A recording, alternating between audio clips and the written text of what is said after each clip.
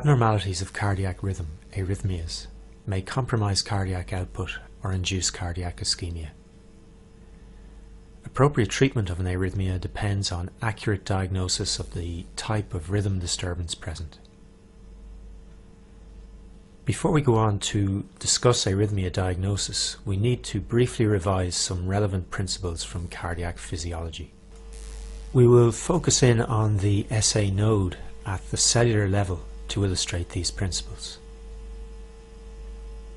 As demonstrated by the cell center field, all cells of the cardiac conducting system and myocardium maintain a gradient of electrical charge across their membranes, with the extracellular fluid demonstrating a positive charge relative to the intracellular compartment.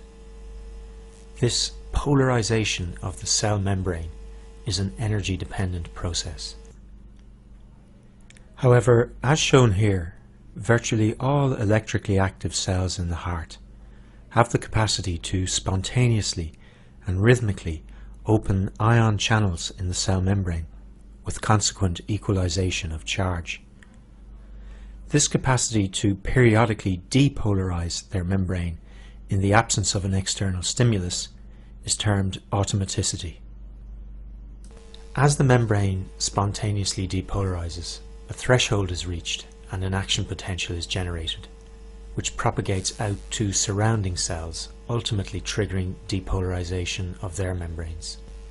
In this way, once one region depolarizes, a wave of depolarization spreading through the entire organ is generated.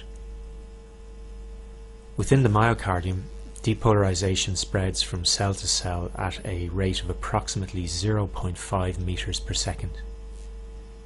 However, within the components of the ventricular conducting system, the velocity of conduction of depolarization is more rapid, between 4 and 8 times higher than that of muscle. This difference in conduction velocities between myocardium and the specialized ventricular conducting system is central to understanding the ECG analysis of arrhythmias. Cellular depolarization in conducting tissue and myocytes is followed by a slower phase of repolarization, and during much of the latter process the cell is refractory to further stimuli. During this refractory period, the cell will not depolarize either spontaneously or in response to an external stimulus. Cellular automaticity and the existence of the refractory period are crucial to understanding cardiac arrhythmias. The cells of the SA node have the highest rate of periodic depolarization, and therefore under normal circumstances the SA node drives the heart rate. However, if the SA node is damaged, other foci within the conducting system or myocardium can take over pacemaker function and drive cardiac depolarization.